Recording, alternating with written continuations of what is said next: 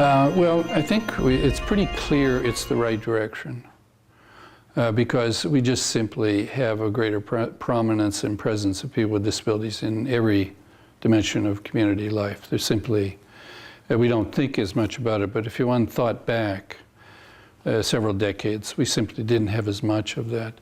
And so that's the sort of haunting reality for us because, yes, we've really pushed the boundaries in terms of community inclusion, but at the same time, you still find people with disabilities have fewer friends, fewer connections to their communities, more isolated. And so we know, on the one hand, there's the potential to do better. On the other hand, and that's good because it gives us confidence and encouragement. On the other hand, there's an awful lot of talk of it and a lot of people waiting for it. So I think the practice of social inclusion has to go beyond good-natured sloganeering and settling for a few examples to lifting the bar. And in that sense, part of this is a failure of leadership, that leaders have been emphasizing the slogans, but not the practice. And the practice is really weaker than the slogans at this point. In other words, the goal of social inclusion is very strong. The practice of social inclusion is quite weak in comparison. And in this sense, the doing is suffering at the emphasis on the intention. And we need to do better with doing in that regard. And in this, we have a great advantage, and that is that so many people have pioneered so many good examples. But we have to dig deeper into why those examples worked.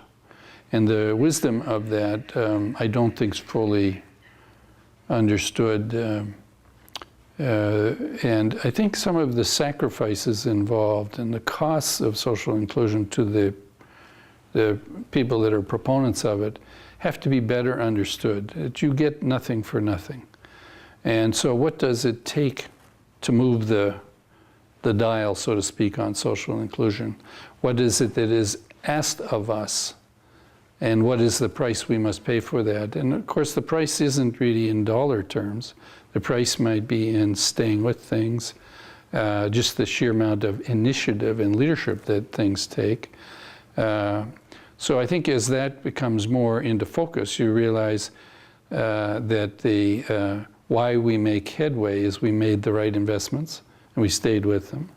Or why we didn't make headways, we're using strategies that just have no payoff in that sense. So I think, again, we're kind of frozen in saying it's a great thing, it should happen.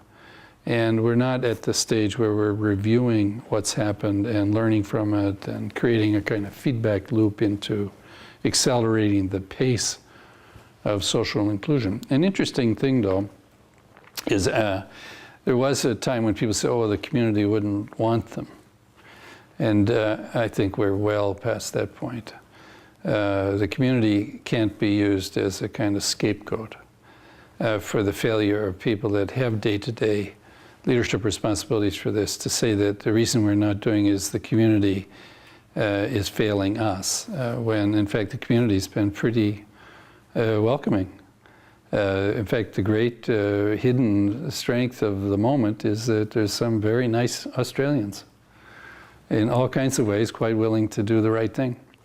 But we've got to kind of pursue that.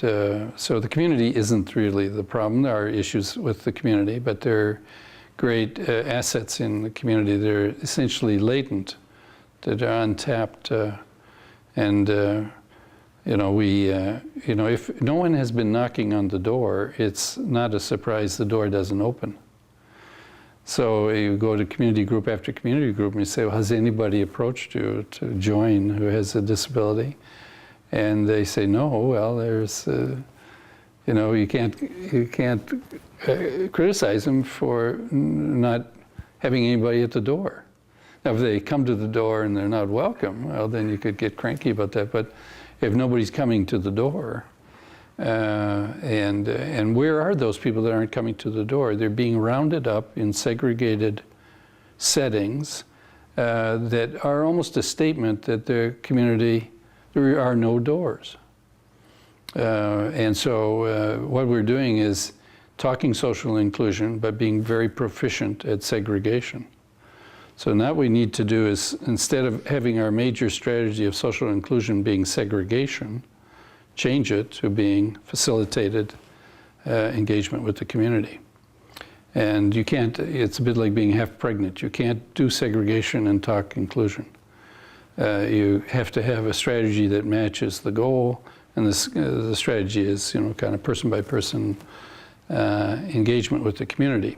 But again, this goes back to the personal fulfillment question. Everybody's social inclusion is not the same. And so people, what they need is the points of inclusion in community that suit them.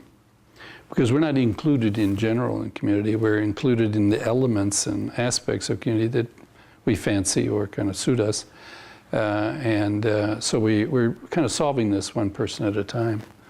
Now the net result shows up as broad statistics, but the struggle is one person at a time, finding inclusion that works.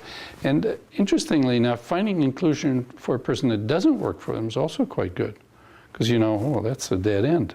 That didn't work, and that's good. If you don't have a lot of dead ends, you don't know what you know not to do that again. That other things might be more fruitful. But if nobody's out there making mistakes in a sense, or choosing things that don't work, you'll never learn, what you need to learn. So we've got to be out there making mistakes in that sense, trying, a bit of trial and error in this happiness business.